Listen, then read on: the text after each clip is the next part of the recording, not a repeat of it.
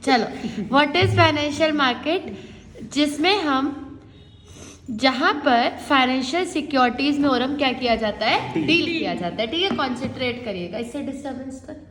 चलो फिर, तो व्हाट इज फाइनेंशियल मार्केट, जहां पर फाइनेंशियल सिक्योरिटीज में डील किया जाता है। होता क्या है, फाइनेंशियल सिक्योरिटीज ना बहुत सारी होती है, बट आप लोगों ने अभी तक दो ही पढ़ी है अपने सिलेबस में। एक तो आपने शेयर के बारे में पढ़ा है, एक आपने डिवेंचर के बारे में भी पढ़ा है। अगर आपने 11th पे कुछ याद हो तो आपने ADR, GDR, IDR कुछ ऐसा करके भी पढ़ा होगा, बट इट्स ओके। चलो ओके, कोविड वाला बैच है ना तुम्हारा। चल ठीक है, तो फाइनेंशियल सिक्योरिटीज बहुत सारी होती है, लेकिन जो सबसे ज्यादा जानी जाती है वो शेयर और डिवेंचर ही होती हैं। मतलब एक शेयर और डिवेंचर बहुत कॉमन सिक्योरिटीज हैं। तो वो मार्केट जिसके अंदर ऐसी फाइनेंशियल सिक्योरिटीज में डील किया जाता है, उसको खुशी कौन सी मार्केट कहते हैं, फाइनेंशियल मार्केट। तो financial market is a place where we deal in financial securities. ठीक है, जैसे ड्राई फ्रूट मार्केट में ड्राई फ्रूट डील होते हैं, है ना। ज्वेलरी मार्केट में ज्वेलरी में ज्यादा डीलिंग होती है ना। दवाइयों की मार्केट में दवाइयाँ ज्यादा बिकती हैं। वैसे ही फाइनेंशियल मार्केट में हाँ, तो फाइनेंशियल मार्केट में क्या होता है, ये ना रिकॉर्ड हो रहा है तो फाइनेंशियल मार्केट में फाइनेंशियल सिक्योरिटीज में डील किया जाता है, मतलब कि शेयर और डिवेंचर्स। ठीक है, ध्यान से सुनना। इसके अंदर दो टाइप की मार्केट आती है खुशी। एक आती है मनी मार्केट, अब थोड़ा सा सीरियस हो जाएंगे, टॉपिक स्टार्ट हो गया है।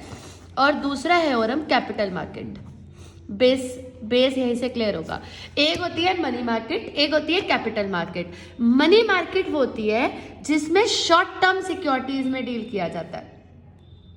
अब शॉर्ट टर्म सिक्योरिटीज कौन सी होती है आर्य, जिनकी लाइफ जो है, अभी आप डिस्टर्बेंस मत करो, अभी सिर्फ सुनो, जिनकी लाइफ है वो लेस देन 1 ईयर हो। तो जिन सिक्योरिटीज की लाइफ 1 साल से कम होती है वो कौन सी मार्केट में डील होती है, मनी मार्केट में। और कैपिटल मार्केट वो होती है जहां पर लॉन्ग टर्म सिक्योरिटीज में डील होता है। हर्षद मेहता देखी थी तुमने?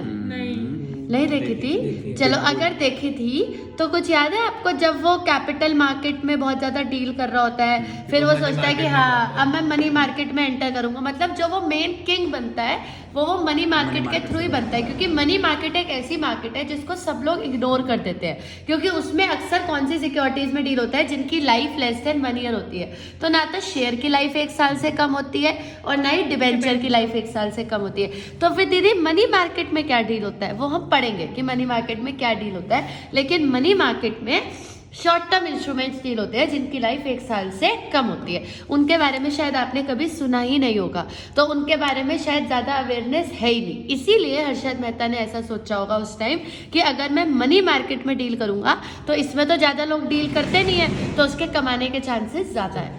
इसी तरीके से वो मार्केट का किंग बना था कि उसने ये सोचा था कि let's go to the money market. Capital market में तो भेलचाल है ही, वहां तो दुनिया ही पागल हो रखी है ना, तो क्यों ना मैं दूसरी मार्केट में पैसा कमाने की सोचूं, मनी मार्केट में, फिर वहां से मैं पैसा कमा के खुशी कहाँ लगाऊंगा, कैपिटल मार्केट में।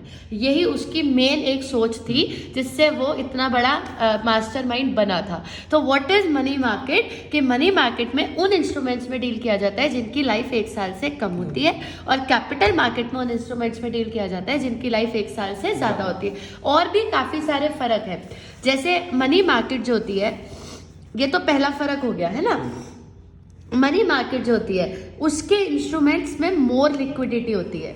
लिक्विडिटी वर्ड तो आप अकाउंट्स में पढ़ के आए होंगे। व्हाट इज लिक्विडिटी, क्यों जल्दी कैश में कन्वर्ट हो जाते हैं, क्योंकि उनकी लाइफ 1 साल से कम होती है तो वो जल्दी कैश में कन्वर्ट हो जाते हैं, जबकि कैपिटल वाले इंस्ट्रूमेंट्स लेस लिक्विड होते हैं, इनकी लाइफ क्योंकि 1 साल से ज्यादा होती है। अगर हम रिस्क की बात करें तो इनमें रिस्क कम होता है, क्योंकि 1 साल तक ही पैसा ब्लॉक रहेगा, इसमें तो काफी सालों के लिए ब्लॉक रहेगा, तो इसमें रिस्क भी ज्यादा होता है। ठीक है जी, रिस्क ज्यादा होता है। एक और खास बात, इसमें जो इंस्ट्रूमेंट्स होते हैं, क्या वर्ड यूज करते हैं आर्या, इंस्ट्रूमेंट्स, उनकी जो फेस वैल्यू है वो ज्यादा होती है। जैसे 50,000 हो गया, है ना, या 5 लाख हो गया, या 10,000 हो गया, मतलब बड़ी बड़ी फेस वैल्यू के इंस्ट्रूमेंट होते हैं। जबकि आप सबने शेयर का क्वेश्चन किया होगा, बाय डिफॉल्ट एक शेयर 10 रुपए का होता है और एक डिवेंचर कितने का होता है, 100 रुपए का। आपने करे होंगे बहुत सारे क्वेश्चन शेयर डिवेंचर के। तो यहाँ पर जो इंस्ट्रूमेंट्स होते हैं उनकी लाइफ बहुत छोटी होती है, मतलब उनकी जो फेस वैल्यू है वो ओरम बहुत छोटी होती है, जैसे 10 रुपये हो गया, 100 रुपये हो गया, 20 रुपये हो गया, एक्सेट्रा। तो यहाँ पर इंस्ट्रूमेंट्स की लाइफ काफ़ी कम कम रहती है, वैल्यू फेस वैल्यू कम होती है। वहाँ पर इंस्ट्रूमेंट्स की फेस वैल्यू ज़्यादा होती है, less risk, more liquid, less liquid, short term securities और लॉन्ग टर्म सिक्योरिटीज। क्लियर है? अब एक चीज़ और, जो फाइनेंशियल मार्केट होती है वो आ रहे कितने पार्ट्स में डिवाइड हो गई? 2 पार्ट में। एक हो गई एमएम क्या हुआ भाई? Money market. और सीएम क्या हुआ? Capital market. ठीक है, तो यहाँ पर शॉर्ट टर्म वाले इंस्ट्रूमेंट आ गए, यहाँ पे लॉन्ग टर्म वाले। तो जो कैपिटल मार्केट होती है वो फर्दर 2 पार्ट्स में डिवाइड होती है। एक होती है प्राइमरी मार्केट और एक होती है secondary market. What is primary market and what is secondary market? Primary market में फर्स्ट हैंड इंस्ट्रूमेंट्स में डील किया जाता है, मतलब जो डायरेक्टली कंपनी इशू कर रही है, और कंपनी किसको इशू कर रही है? और हम इन्वेस्टर को, उसमें प्राइमरी मार्केट में डील होता है। और सेकेंडरी मार्केट होती है जहां पे सेकेंड हैंड इंस्ट्रूमेंट्स में डील होता है, ब्रोकर के थ्रू। और डीलिंग कैसे होती है? Investor to investor. जैसे मान लीजिए ओरम ने खरीद रखे हैं, अब ओरम को अपना पैसा चाहिए तो ओरम ने मुझे बेच दिए। क्लियर खुशी? अब मुझे अपना पैसा चाहिए तो मैंने आपको बेच दिया। तो ये जो इन्वेस्टर टू इन्वेस्टर डीलिंग होती है ये कौन सी मार्केट में होती है? सेकेंडरी में। और जो कंपनी इशू करती है वो होती है प्राइमरी मार्केट में, उसमें ब्रोकर नहीं होता है। और सेकेंडरी मार्केट जो होती है इसी का दूसरा नाम स्टॉक एक्सचेंज होता है, जिसको आप शेयर बाजार के नाम से भी जानते हैं। यानी कि शेयर बाजार में सिर्फ सेकेंड हैंड डीलिंग होती है, फर्स्ट हैंड डीलिंग। वाले कौन से होते हैं? ये भी तो सेम ही होते हैं। कौन से वाले? प्राइमरी, मतलब ये बेच नहीं सकते हम आगे ना, बेचोगे तो सेकेंडरी मार्केट में जाना पड़ेगा ना। अच्छा, मतलब जब हम नई गाड़ी लेते हैं तो हम शोरूम में जाते हैं या OLX पे जाते हैं? शोरूम पे। वो प्राइमरी मार्केट है। और जब हमें पुरानी गाड़ी लेनी होती है तो हम OLX में जाते हैं ना, that is secondary market. Clear है? तो 2 तरीके की मार्केट होती है। अगर आपको फर्स्ट हैंड चाहिए तो आप प्राइमरी मार्केट में जाके लो, अगर आपको सेकेंड हैंड चाहिए तो सेकेंडरी मार्केट में और जाके हम लो। ये बेच भी सकते हैं। कहाँ पर? अगर ये बेचने के लिए तो सेकेंडरी में जाना पड़ेगा हाँ, ना। वही जब हाँ बेचेंगे तो हाँ, सेकेंडरी में ही जाना पड़ेगा। तो अगर आप आज शेयर कंपनी से लेते हो तो वो तो प्राइमरी मार्केट है, पर जब आप उसको बेचोगे तो जाना तो शेयर बाजार ही पड़ेगा ना, क्योंकि कंपनी तो वापस लेगी नहीं उसको। क्लियर है? अब एक क्वेश्चन। हाँ जी, कंपनी बाय बैक करते हैं अपने शेयर्स, वो कौन सी मार्केट? प्राइमरी का ही पार्ट होता है, बट वो कंपनी बहुत रेयर करती है, बहुत ही रेयर। ठीक है, अब एक क्वेश्चन और, जैसे कैपिटल मार्केट के 2 पार्ट है, प्राइमरी सेकेंडरी, मनी के क्यों नहीं है? लिक्विड है, उसकी लाइफ इतनी नहीं है। लॉजिक क्या बोला उसने? लाइफ इतनी नहीं है जो नहीं, वो पर वो आगे तो पहली बेच बार सके। इशू हो सकते हैं, वो आगे भी दे सकते हैं। दीदी मनी तो मार्केट बताओ, तुम मुझे समझदार लग रहे हो, तुम्हारा बाइसेप भी अच्छा है, बताओ। मतलब ऐसा तुम्हें लगता है कि तुम्हारा बाइसेप अच्छा है? मतलब बाइसेप अच्छा है, हाँ, ऐसा इसमें क्यों नहीं है? वही दीदी, क्योंकि उनकी लाइफ शॉर्ट टर्म, क्योंकि उनकी लाइफ क्या है, बिल्कुल सही बोल रहे हैं, उनकी लाइफ क्या है? शॉर्ट टर्म है। तो उनकी जो लाइफ है आर्या, वो लेस देन क्या है? कोई इधर इधर इधर इधर इधर, फिर आ गया। नहीं, बाय भाई। चलो इधर से लो। तो व्हाट इज मनी मार्केट? जिनकी जो लाइफ होती है वो ओरम 1 साल से क्या होती है? कम होती है। तो क्योंकि मनी मार्केट्स की लाइफ 1 साल से कम होती है तो वहाँ फर्स्ट हैंड सेकंड हैंड का कोई कॉन्सेप्ट ही नहीं है, क्योंकि उन इंस्ट्रूमेंट की लाइफ ही 1 साल से कम है। अब जिस चीज की लाइफ ही 1 साल है उसमें आप क्या ही सेकेंड हैंड लोगे ना। आदमी सेकेंड हैंड चीज कौन सी लेता है? जिसकी लाइफ काफी लंबी हो। अब जैसे मान लो आपने शेयर खरीदा, अब शेयर का पैसा और हम आपको कब वापस मिलेगा? जब कंपनी क्या हो जाएगी? Wind up. तो आप उसको बेचने के बारे में सोचोगे कि यार मुझे तो पैसे की जरूरत है, मैं तो वाइंड अप तक नहीं रुक सकता, चल मैं स्टॉक एक्सचेंज में जाके बेच देता हूँ। पर मनी मार्केट के इंस्ट्रूमेंट्स की लाइफ तो 1 साल ही होती है, तो यू कैन वेट। भाई अगर आज आपने लिया है तो 4-5 महीने तक तो तुम खुशी होगे कि लिया है। अगर तुम्हें पैसे की एकदम नीड आती है तो आप 4-5 महीने वेट भी कर सकते हो, क्योंकि 1 साल में तो वो मैच्योर हो ही जाएंगे, तो आपको उसको सेकेंड हैंड बेचने की जरूरत नहीं पड़ती। लेकिन जो कैपिटल मार्केट होती है उनके इंस्ट्रूमेंट्स की लाइफ मोर देन 1 ईयर होती है, इनके इंस्ट्रूमेंट्स की लाइफ लेस देन 1 ईयर होती है, तो इसमें कोई सेकेंड हैंड का झंझट नहीं होता। बट यहाँ पर क्योंकि इंस्ट्रूमेंट्स की लाइफ 1 साल से ज्यादा है तो आदमी का पैसा लंबे समय तक क्या हो जाता है? ब्लॉक हो जाता है। तो हो सकता है कि वो अपना पैसा वापस चाहता हो, इसलिए 2 कॉन्सेप्ट डाले गए, primary market and secondary market. जब सेकेंडरी मार्केट नहीं होती थी ना तो लोग कैपिटल मार्केट में पैसा लगाते ही नहीं थे। भाई ऑब्वियसली कोई क्यों लगाएगा? क्योंकि उसका पैसा तब तक के लिए खुशी ब्लॉक हो जाएगा जब तक कंपनी क्या नहीं हो जाती? Wind up. अब भाई मैं थोड़ी जिंदा रहूंगी जब तक कंपनी वाइंड अप हो जाएगी, मुझे पैसे की जरूरत है, मुझे चाहिए, बस दैट्स इट। तो इसीलिए SEBI you all understand, securities and exchange board of India, हम इसके बारे में पढ़ेंगे।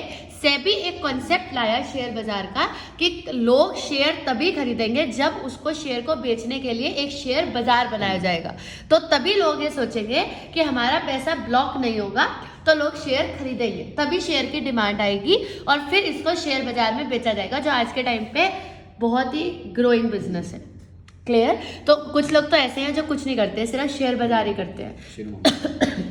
बहुत लोग करते हैं, मतलब अगर हम इंडिया के रिचेस्ट लोगों की लिस्ट भी खोलेंगे ना, तो उसमें भी आपको एक दो टॉप के नाम इन्वेस्टर्स के मिल जाएंगे, मतलब जिनका काम कुछ नहीं है, मतलब उनका कोई स्टील का काम नहीं है, कोई रिलायंस की इंडस्ट्री नहीं है, उनका यही काम है कि वो इन्वेस्टर है, वो शेयर बाजार में इन्वेस्ट करते हैं और उसी से ही वो इतने बड़े आदमी बने भी हैं। तो ऐसे बहुत एग्जाम्पल्स हैं हमारे पास जो इन्वेस्ट ही करते हैं। तो इसलिए हम आपको ये चैप्टर पढ़ा रहे हैं, जिस चैप्टर का नाम क्या है, और फाइनेंशियल मार्केट। और फाइनेंशियल मार्केट के अंदर दो तरीके की मार्केट आती है, एक होती है मनी मार्केट, एक होती है कैपिटल मार्केट। अब आप बोलोगे, ठीक है, आपसे शुरू करेंगे। फाइनेंशियल मार्केट क्या होती है? फाइनेंशियल मार्केट वो होती है जहाँ पे फाइनेंशियल सिक्योरिटीज की डील होती है। शाबाश। कितने प्रकार की होती है? कौन से दो? क्या फर्क है? कैपिटल और उसमें जो हमारी ये वाली मनी मार्केट होती है, इसकी जो वर्ड चाहिए मुझे। लाइफ होती है नहीं। इंस्ट्रूमेंट्स की लाइफ, लिक्विडिटी। मनी मार्केट में जिन इंस्ट्रूमेंट्स में डील होता है उनकी लाइफ एक साल से कम होती है, और कैपिटल मार्केट में जिन इंस्ट्रूमेंट्स में डील होता है उनकी लाइफ एक साल से ज्यादा होती है। वो इधर वाले मोर लिक्विड होते हैं, इधर वाले क्या? इधर वाले यानी कि एमएम वाले, इधर वाले इंस्ट्रूमेंट्स इधर वाले इंस्ट्रूमेंट लेस लिक्विड होते हैं, और उधर वाले इंस्ट्रूमेंट्स मोर लिक्विड। ये शेयर डिवेंचर इंस्ट्रूमेंट्स ही हैं, इन्हें बोलते हैं फाइनेंशियल इंस्ट्रूमेंट्स। क्या बोलते हैं इनको? तो ऐसे बहुत सारे इंस्ट्रूमेंट्स होते हैं, हमारा तो दो ही में दिमाग है ना, बस शेयर डिवेंचर, ऐसे बहुत होते हैं, अभी मैं आपको पढ़ाऊंगी भी एक एक करके, ऐसे बहुत होते हैं। तो जो मनी मार्केट में डील होते हैं, ऑब्वियसली मनी मार्केट में शेयर डिवेंचर तो डील हो ही नहीं सकते क्योंकि उनकी लाइफ एक साल से ज्यादा होती है। क्लियर? इधर जो इंस्ट्रूमेंट्स होते हैं वो मोर लिक्विड होते हैं, उधर जो इंस्ट्रूमेंट मनी मार्केट में, ठीक है, मनी मार्केट में जो इंस्ट्रूमेंट्स होते हैं वो ज्यादा लिक्विड होते हैं। ज्यादा लिक्विड होते हैं ऐसे क्या मतलब है मेरा? जल्दी जल्दी कैश में कन्वर्ट हो जाते हैं। और जो कुछ कैपिटल मार्केट के इंस्ट्रूमेंट्स होते हैं वो लेस लिक्विड होते हैं, वो देर से कैश में कन्वर्ट होते हैं। और कोई अगला डिफरेंस बताओ? मनी मार्केट में रिस्क जो है कम होता है क्योंकि पैसा कम समय के लिए जाएगा, और कैपिटल मार्केट में रिस्क ज्यादा होता है, पैसा ब्लॉक हो जाएगा। ठीक है। और क्या डिफरेंस बताया था कि मनी मार्केट के इंस्ट्रूमेंट्स की फेस वैल्यू बड़ी बड़ी होती है, लार्ज होती है, जैसे 50,000, 1 लाख, 1.5 लाख, क्योंकि ऑब्वियसली एक बात तो, अगर आप 1 साल के लिए पैसा लगाओगे तो आदमी ज्यादा ही लगाएगा, तभी तो कुछ रिटर्न आएगा ना। अगर देखो, अगर मैं आज 5,000 रुपए लगा रही हूँ 25 साल के लिए, तो शायद वो 5,000 रुपए 25 साल बाद 30, 40, 50,000 हो जाएंगे, ठीक है, शेयर बाजार में। बट अगर मैं 1 साल के लिए 5,000 रुपए लगाऊंगी ना, तो वो कुछ भी नहीं होगा, 5,000 शायद 5,000 ही रहेगा, क्योंकि 1 साल में कुछ रिटर्न आता ही नहीं है। तो रिटर्न के लिए, रिटर्न का फंडा क्या होता है? जो रिटर्न होता है ना वो हमेशा कंपाउंड होता है। कंपाउंड समझते हो? जैसे अगर आज आपके इकट्ठा, मतलब जैसे मैं आपको समझाती हूँ, मान लो आपका पैसा डबल होता है, आप डबल की पावर को देखना, मान लो आपने 2 रुपए लगाए, तो 1 साल बाद वो कितने हो जाएंगे? 4 रुपए, ठीक है। 4 रुपए अगले साल में सीधा कितने हो जाएंगे? 8 अगले साल में सीधा 16 हो जाएंगे, 16 सीधा कितने हो जाएंगे? 32, ठीक है। अब अगर आपने पैसा 5 साल के लिए लगाया तो आपको 2 रुपए के बदले में सार्थक कितने मिलेंगे? 32 रुपए। अगर आपने पैसा लगाया 1 साल के लिए तो 2 रुपए के बाद कितने मिलेंगे? 4 रुपए, है। मतलब दिस इज कंपाउंडिंग। इसीलिए कहते हैं कि शेयर बाजार का एक रूल होता है कि जब भी पैसा इन्वेस्ट करो, पैसा लंबा इन्वेस्ट करो, क्योंकि जब आप लंबा इन्वेस्ट करोगे तभी तो वो कंपाउंड होगा ना। कंपाउंड का मतलब क्या है कि तभी वो डबल होगा। इसे साइंस इसे कहती है पावर ऑफ डबल। ये पावर ऑफ डबल बहुत बड़ी चीज होती है अपने आप में। अगर आपके जो 32 रुपए हैं वो अगले साल में सीधा 64 हो जाएंगे, सोचो, और 64 अगले साल में सीधा 128 पहुंच जाएगा। कहाँ 2 रुपए लगाए थे और कहाँ सीधा 128 हो गए। मतलब अगर ये 2 लाख है तो यहाँ पे ये 12,80,000 हो गया है। अगर आप पावर ऑफ डबलिंग देखोगे, अगर आज आपने किसी चीज में 2 लाख रुपए लगाए हैं तो वो आज 28 लाख हो जाएंगे। नहीं 12,80,000 रुपए। भाई 2 लाख लगाए अभी, ठीक है, 2 लाख के 4 लाख हुए, 4 लाख के 8 लाख हुए, 8 लाख के 16 लाख हुए, 16 लाख के 32 लाख हुए ना। 32 लाख के 64 लाख हुए, 64 लाख के हाँ यार गुड, ठीक है, हाँ वेरी गुड। चलो तो क्या समझ में आया कि इसको क्या बोलते हैं, इफेक्ट ऑफ कंपाउंडिंग। कि अगर आपने 2 लाख रुपए लगाए हैं तो 6-7 साल वेट करो, जब आप 6-7 साल वेट करोगे तो वो 1 करोड़ 28 लाख हो जाएगा। 1 करोड़ 28 लाख चाहिए। ऐसा होता है, ये फैक्ट है, लेकिन इसके लिए वेट, आपके साथ भी मेरे पास तो बहुत कुछ है, तुम मेरी टेंशन ना लो। ठीक है, तो ये ऑटो मतलब मैं आपको ये समझा जाती हूँ कि ये होता है, ये प्रैक्टिकल है, लेकिन वेट करना पड़ता है। अब आप सोचो जी आज मैंने 2 लाख रुपए लगाए, मुझे अगले साल ही 1 करोड़ दे दो, वो तो नहीं हो सकता ना। अगले साल तक वो सिर्फ कितने होंगे, 4 लाख। क्योंकि कंपाउंडिंग का फायदा तब होता है जब आप पैसा एक तो लॉन्ग टर्म इन्वेस्ट करो, और पैसा इन्वेस्ट, आपने कभी ये चीज सुनी होगी, पैसा इन्वेस्ट करके भूल जाओ थोड़े टाइम के लिए, हर कोई यही कहेगा, मतलब इतना भी नहीं भूलना है, मतलब इन्वेस्ट करके 6-7 साल के लिए बिल्कुल भूल जाओ कि आपने पैसा इन्वेस्ट किया, तब आपको उसका रिटर्न आता है। आप ये सोचो बार बार कि जी आज ही 4 हो गया, आज गिर गया, आज बढ़ गया, तो शेयर बाजार तो गिरता बढ़ता रहता है। जब कोविड हुआ था तो जिन लोगों ने 2 लाख रुपए लगाए थे वो माइनस में चले गए थे, हाँ, लेकिन जब कोविड खत्म हुआ तो आज वो दोबारा प्लस करोड़ों की फिगर में चल रहे हैं, क्योंकि मार्केट कोविड के बाद एकदम ग्रो हुई। अब तो वर्ल्ड वॉर चल रहा है, फिर गिरा हुआ है मार्केट। हाँ, अभी जैसे वॉर, जब जिस दिन ये डिक्लेयर हुआ था, जिस दिन ये डिक्लेयर हुआ था, बात तो हो रही है ना वर्ल्ड वॉर ये बिल्कुल सही कह रही है, जिस दिन ये डिक्लेयर हुआ था कि वॉर स्टार्ट होगा, उस दिन शेयर बाजार बहुत गिरा था। तो अगर उस दिन किसी ने 2 लाख रुपए लगाए, अगले दिन वॉर से इतनी सिचुएशन वर्स तो हुई नहीं थी, क्योंकि वॉर उस लेवल तक पहुंचा ही नहीं, तो अगले साल मतलब अगले दिन ही वो 2 लाख रुपए शेयर बाजार अगले दिन दोबारा उठा, तो वही 2 लाख रुपए अगले दिन 4 लाख रुपए हो गए। शेयर बाजार एक लालच है, ये एक स्पेक्यूलेशन है, इसे समझना बहुत ज़रूरी है। जब तक हम इसे समझेंगे नहीं तब तक हम इसमें पैसा नहीं लगा सकते हैं। ये मतलब एक तरीके से आप पैसा लगा रहे हो, ये लीगल है, सब कुछ सही है, लेकिन इसको समझना बहुत बड़ी बात होती है। हाँ, जैसे आपने एक टर्म पढ़ी थी आज से कुछ महीने पहले, जब आप टर्म 1 के पेपर देने गए थे, आपने एक टर्म पढ़ी थी बिजनेस इन्वायरमेंट। सारा खेल उसी का ही है कि किस बंदे ने बिजनेस इन्वायरमेंट एनालाइज कर लिया और किसने नहीं करा, बस उतना सा फर्क है। जैसे आपने सुना होगा आज से 2-3 साल पहले टाटा बिल्कुल डाउन चला गया था, मतलब ऐसा लग रहा था कि टाटा शायद गाड़ी बनानी बंद ही कर देगा, लेकिन अचानक से टाटा की 3-4 इतनी अच्छी गाड़ियां आ गई कि कंपनी दोबारा ऊपर उठ गई। तो ये सब ये स्पेक्यूलेशन है, ये बिजनेस एनवायरनमेंट है। आपको कंपनी पर ट्रस्ट करना पड़ता है कि कंपनी उठेगी, तो उस पर आप इन्वेस्ट कर सकते हो। क्लियर है आ रहा है मेरी सारी बातें? चलो अपने मुद्दे पर वापस आते हैं। बताओ भाई, एक बार रीकैप दे दो। फाइनेंशियल मार्केट के 2 पार्ट्स कौन कौन से हुए? मनी मार्केट, इससे ज़्यादा हमें चर्चा करने की जरूरत नहीं है। हाँ, मनी मार्केट, और मनी मार्केट कौन सी होती है? जिसकी नहीं, हाँ, जिसकी इंस्ट्रूमेंट्स की वैल्यू जो है वो 1 साल लाइफ, जिसकी लाइफ है वो 1 साल से कम होती है, और उनकी फेस वैल्यू जो होती है वो ज़्यादा होती है, और वो वाली मोर लिक्विड होती है, और उसमें रिस्क भी लेस होता है। और कैपिटल मार्केट में इंस्ट्रूमेंट्स की लाइफ मोर देन 1 ईयर होती है, रिस्क भी ज्यादा होता है, और लिक्विडिटी कम होती है, और फेस वैल्यू भी कम होती है। कौन सी मार्केट फर्दर डिवाइड होती है? कैपिटल। कितने पार्ट्स में? 2 पार्ट्स, प्राइमरी और प्राइमरी मार्केट्स में कौन से इंस्ट्रूमेंट्स में डील होता है? फर्स्ट हैंड और capital second hand. Second hand investor to investor, investor to investor, company to investor. Share बाजार किसे बोलते हैं? स्टॉक एक्सचेंज किसे बोलते हैं? प्राइमरी को या सेकेंडरी? सेकेंडरी मार्केट का ही दूसरा नाम शेयर बाजार होता है, यानी कि स्टॉक एक्सचेंज। क्लियर है? चल, अब हम क्या करने वाले हैं इस चैप्टर में? अमन 5-10 मिनट दीजिएगा। हम एक एक मार्केट करके और हम डिस्कस करेंगे। पहले हम कौन सी मार्केट डिस्कस करेंगे? Money market. फिर हम आ जाएंगे सार्थक कैपिटल में, फिर खुशी आएगी प्राइमरी, और फिर क्या हुआ इधर देखो, और फिर आ रहा कौन सी आएगी? सेकेंडरी। अब शुरू करो, बताओ पहले कौन सी आएगी? Money, capital, primary, secondary. चारों मार्केट्स एक एक करके आएंगी। तो लेट्स स्टार्ट विथ, बोलो भाई। Money market. अरे मेरे से इतना ऑब्सेस्ड क्यों? भोले के भक्त नहीं हो क्या तुम? अरे मैं जा रहा हूँ बस टिकट ऊपर लगा के। चलो वांग लेकर आई हो। हाँ भाई सुनो, तो सबसे पहली मार्केट कौन सी आ गई? आ रहा है इधर इधर आ जाओ। सबसे पहली मार्केट कौन सी आ गई? Money market. क्लियर? इसमें हमें क्या क्वेश्चन पढ़ना है? हर मार्केट में एक एक क्वेश्चन पढ़ना है। तो इसमें हमें क्या क्वेश्चन पढ़ना है? इसका मैं बहुत अच्छा क्वेश्चन पढ़ेंगे कि what are the instruments which are deal in money market. ऐसे कौन से इंस्ट्रूमेंट हैं जिनके बारे में हमें पता ही नहीं है और वो कौन सी मार्केट में डील होते हैं? मनी।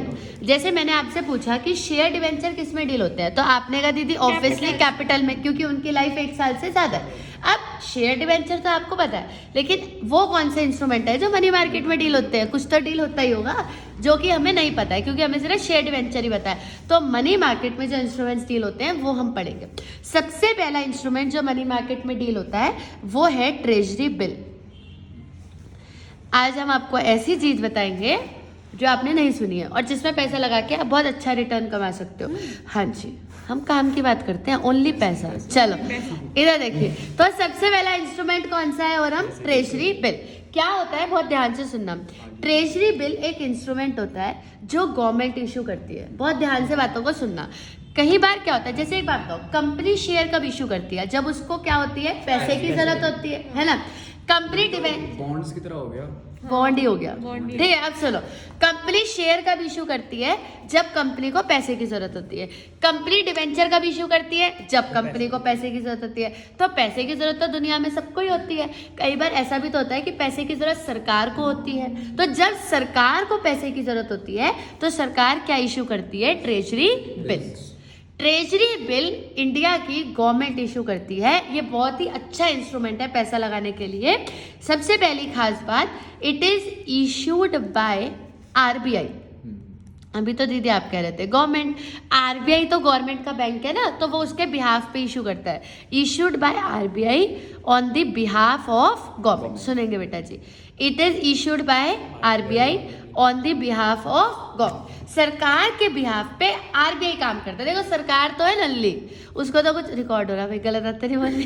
ठीक है, तो सरकार को तो ज्यादा कुछ पता नहीं है, और मिनिस्टर्स की तो मेरा नाम तो नहीं ना, क्या कह रहे हो रहा, गवर्नमेंट को कुछ नहीं पता। चलो तो ये आर्या थी, आर्या। तो बेटा जी बेसिकली क्या है, मिनिस्टर्स की ना इंडिया में, मतलब इंडिया में अनपढ़ है। नहीं ऐसे नहीं बोलते। इंडिया अरे भाई। में जैसे प्राइम मिनिस्टर है, ठीक है, बड़ा एक विचार का मुद्दा है ये, चाय वाले। ठीक है। जैसे मिनिस्टर्स है, प्राइम मिनिस्टर है, तो इंडिया में सबसे बड़ा जो बंदा होता है प्राइम मिनिस्टर होता है, ठीक है, XYZ कोई भी हो। लेकिन हमारे हिंदुस्तान की बड़ी खास बात है कि कोई भी मिनिस्टर हो, कैबिनेट हो, प्राइम मिनिस्टर हो, आप इतनी बड़ी पावर में बैठे हो, सारे IPS, सारे IAS बेचारे मेहनत कर करके, खुद को परेशान कर करके पढ़ के कुछ बने, और ऑटोमेटिकली वो किसके अंडर काम कर रहे हैं? मिनिस्टर्स के अंदर, जिन मिनिस्टर्स का कोई मिनिमम क्वालिफिकेशन हिंदुस्तान में है ही नहीं। मतलब मिनिस्टर तो अनपढ़ है, लेकिन उनके अंदर जो काम कर रहे हैं वो पढ़े लिखे लोग हैं, जबकि उल्टा होना चाहिए। पढ़ा लिखा आदमी अनपढ़ को कंट्रोल करे तो समझ में आता है ना। हमारे देश में अनपढ़ आदमी पढ़े लिखों को कंट्रोल करता है। यही एक देश की सबसे बड़ी प्रॉब्लम है। और हम सुनने पर ध्यान दीजिए, ये हमारे देश की सबसे बड़ी प्रॉब्लम है। मतलब जो हमें एज ए यूथ पता होनी चाहिए कि हमारे देश में समस्या कहाँ है। हमारे देश में यही समस्या है कि हमारे देश में जो अनपढ़ लोग होते हैं वो पढ़े लिखे लोगों को चलाते हैं, जबकि बाहर के देशों में जो पढ़े लिखे लोग होते हैं वो अनपढ़ लोगों को चलाते हैं। हमारे यहाँ पर उल्टा होता है। तो इसीलिए गवर्नमेंट को ज़्यादा ज्ञान व्यान तो है नहीं, तो उनके बिहाफ पे जो पढ़े लिखे लोग हैं, मतलब कि और हम RBI वाले, वो ट्रेजरी बिल इशू करने का काम करते हैं। तो treasury bill is an instrument which is issued bye खुशी RBI on the behalf of government. इस इंस्ट्रूमेंट की एक खास बात और आपको बताती हूँ, ये इंस्ट्रूमेंट 25,000 के मल्टीपल्स में इशू होता है। ये इसकी बड़ी यूनिक बात है। मतलब जैसे अगर गवर्नमेंट को 40,000 रुपए चाहिए तो नहीं हो सकता, या तो 25 या 50 या 75 या 1 लाख, मतलब 25,000 के मल्टीपल में ही चलेगा। मतलब ऐसे नहीं हो सकता कि ट्रेजरी बिल से गवर्नमेंट 30,000 रुपए अरेंज कर ले, नहीं, 30 करने हैं तो फिर आप 25 करो, 25 के मल्टीपल्स में। ऐसा क्यों करा? पता नहीं, मतलब ऐसा ये नहीं पता, इससे को इसका लॉजिक तो मुझे भी क्लियर नहीं है, बट 25,000 के मल्टीपल्स में ही ये इंस्ट्रूमेंट चलते हैं जो गवर्नमेंट के ऑर्डर है। अब आ जाओ तीसरी बात पर। एक तो 25,000 के मल्टीपल्स में चलते हैं, इसकी जो मैच्योरिटी है मैं आपको याद करने का तरीका सिखाती हूँ। या तो 14 डेज का आप खरीद सकते हो, 91 का डबल करो और हम 182, और 182 का डबल क्या हो गया? 364 डेज। याद कैसे करो? अच्छा ओके, चलो तो बेटा जी 25 दिनों में पैसा डबल। अच्छा नहीं सही में, हाँ भाग जाओ उसके पहले के बाद। दीदी मूवी का डायलॉग मार रहा है। ओके चलिए, तो बेटा जी इसकी मैच्योरिटी ये 4 दिन हो सकती है। इस बात को ना समझ लेना 2 मिनट। या तो गवर्नमेंट ट्रेजरी बिल कितने दिन के लिए इशू करेगी? 14, या फिर 91, या फिर 182, या फिर 364। ये मतलब कुछ बातें हैं जो डिसाइड हो रखी हैं, तो इसका लॉजिक नहीं बता सकते हम आपको कि क्या है। 3 महीना, 6 महीने, 1 महीना कहाँ से हुआ? अरे दीदी, आधा महीना। दीदी जैसे डिबेंचर्स में तो इंटरेस्ट मिलता है, शेयर्स पे डिविडेंड मिल जाता है। इसमें बता रही हूँ हाँ मिलता होगा। भाई इधर आ जाओ, चलो ज्यादा नहीं एक्स्ट्रा बताना। इधर देखो, तो या तो इसकी मैच्योरिटी कितने दिनों में होगी आ रहा है? 14, 91, 182, 3। गवर्नमेंट के पास कितने ऑप्शन है? 4। मतलब फिर से वही बात, जैसे सरकार 30,000 का ट्रेजरी बिल इशू नहीं कर सकती, वैसे ही सरकार 110 दिन के लिए ट्रेजरी बिल नहीं इशू कर सकती।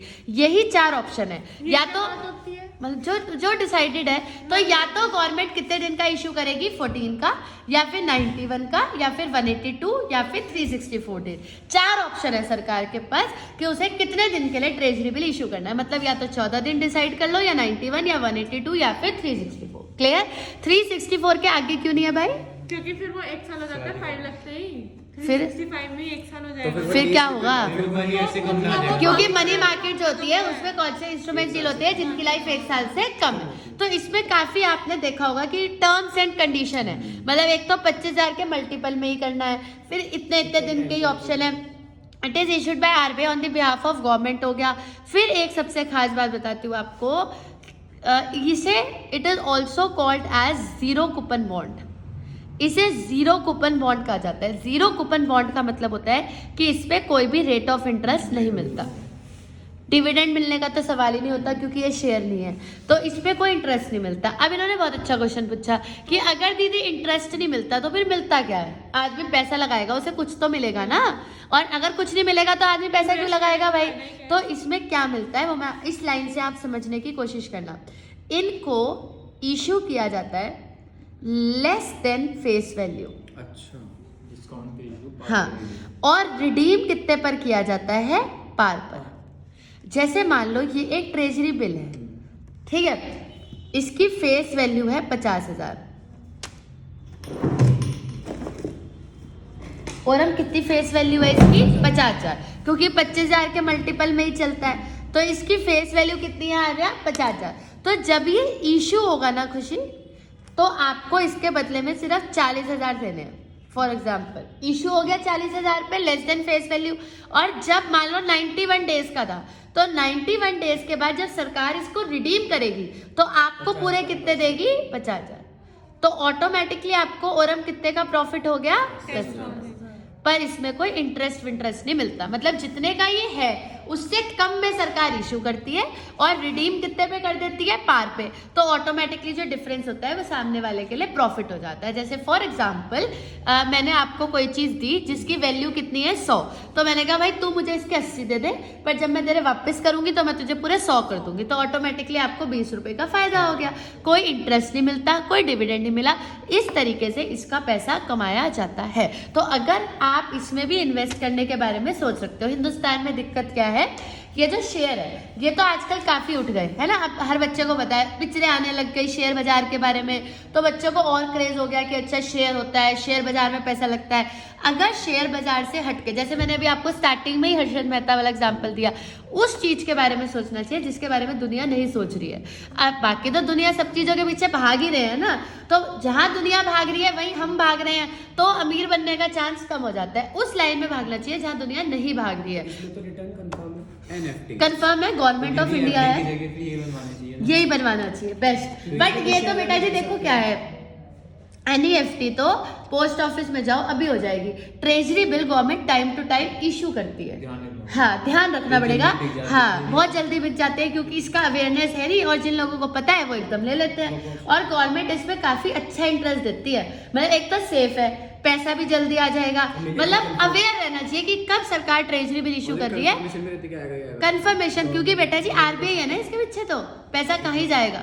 इंडिया में सारा पैसा किसके पास है? RBI के पास। जब RBI के हम पैसे RBI को दे रहे हैं तो वो तो हमें पैसे देगा ही ना, ठीक है। तो ये बिल्कुल सेफ है। तो ये सब मैंने आपको ट्रेजरी बिल के बारे में बता दिया। अवेयरनेस कैसे कम है? हर साल इतने बच्चे बढ़ते हैं। क्यों हर साल के बच्चे पढ़ तो रहे। देखो एक बहुत सिंपल बात है, जिस एज में ये पढ़ाया जाता है, जैसे अभी ये पढ़ाया जा रहा है, अगर ये ग्रेजुएशन वगैरह में पढ़ाया जाए बच्चों को, हाँ तो ज़्यादा समझ में आएगा। अभी जैसे आप 12th में हो, अभी आपका कोई सोर्स ऑफ इनकम नहीं है, तो मान लो आपने इसे पढ़ भी लिया, तो मतलब मोस्टली बच्चे, तो वो बच्चा इससे क्या ही कर लेगा ना। हाँ उसने पढ़ लिया, ठीक है, उसे पता है। अब तो ये घर वाले क्योंकि हमारी सुनेंगे नहीं, अभी हम बच्चे हैं ना, अब उन्हें बोलेंगे ट्रेजरी में, कहेंगे अच्छा तू हमारा पैसा ही डुबाएगा तो ट्यूशन जाना ही बंद कर दे, ठीक है। तो what is treasury bill? Treasury bill के बारे में 5 बातें फटाफट याद करो। It is issued bye RBI on the behalf of, थोड़ा सा loud, it is issued by RBI on the behalf of, in the multiples of 25,000 और maturity 14,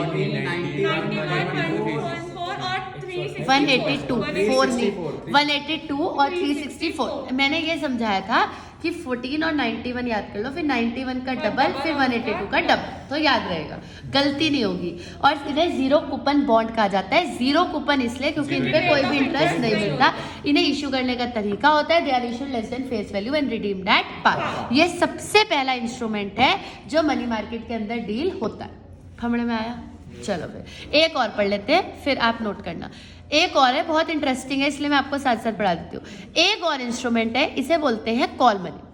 अच्छा एक चीज़ और आपको बताती हूँ, इनके बारे में कम अवेयरनेस इसलिए भी है क्योंकि ये इन्वेस्टर से रिलेटेड कम है, मतलब जैसे हम लोगों के लिए कम है, ये company to company, bank to bank, government to government ज़्यादा चलते हैं। तो इसलिए भी पब्लिक, जैसे आप ट्रेजरी बिल में तो पैसा लगा सकते हो, अब जब मैंने आपको कॉल मनी बताने जा रही हूँ, इसमें आप पैसा नहीं लगा सकते, ये बैंक टू बैंक ही चलता है। तो इसलिए भी शायद इन इंस्ट्रूमेंट्स की अवेयरनेस थोड़ी सी कम है। अब कॉल मनी क्या होती है, बहुत ध्यान से सुनना, लास्ट है आज की बात, तो ध्यान से सुनिएगा। जो बैंक्स होते हैं, और हम शुरू करूं, जो बैंक्स होते हैं उनके पास खुशी जो डिपॉजिट्स आते हैं वो अपने डिपॉजिट्स के कितने हिस्से करते हैं? दो। एक हिस्सा होता है लोन, एक हिस्सा होता है LRR। LRR क्या होता है? Legal reserve ratio. ठीक है भाई, जैसे मान लो खुशी बैंक के पास 50,000 का डिपॉजिट आया, तो बैंक के ऊपर ही होता है, मतलब RBI के निर्देश होते हैं, ऑर्डर्स होते हैं कि अगर आपने 40,000 का लोन दिया है तो आपको 10,000 क्या बनाना है? रिजर्व। ठीक है, कई बार बैंक ना मैनेजर ही चला रहे होते हैं, कौन सा RBI रोज आ रहा है देखने, तो बैंक लोग क्या है, कई प्राइवेट बैंक स्पेशली कई बार लालच करते हैं, वो ये सोचते हैं अरे कौन देख रहा है, हमने रिजर्व बनाया नहीं बनाया, लोन दो इंटरेस्ट आएगा, बना लेंगे, बाद में रिजर्व देखी जाएगी, है ना। क्योंकि रिजर्व्स का जो स्टेटमेंट होता है वो ईयर के एंड में जाता है, क्योंकि आप लोग अपने अकाउंट्स कब क्लोज करते हो? ईयर के एंड में। तो आपने रिजर्व बनाए नहीं बनाए किसी को क्या पता, है ना। तो कई बार जो बैंक के मैनेजर्स होते हैं या एम्प्लॉयज होते हैं, वो ज़्यादा पैसा कमाने के चक्कर में जो RBI रिजर्व बनाने को बोलता है वो ना बना के वो पैसा भी क्या दे देते हैं? लोन दे देते हैं। But at the end of the year, अब मान लो रिजर्व्स तो इकट्ठे हुए नहीं, अब तो देने के लेने पड़ गए।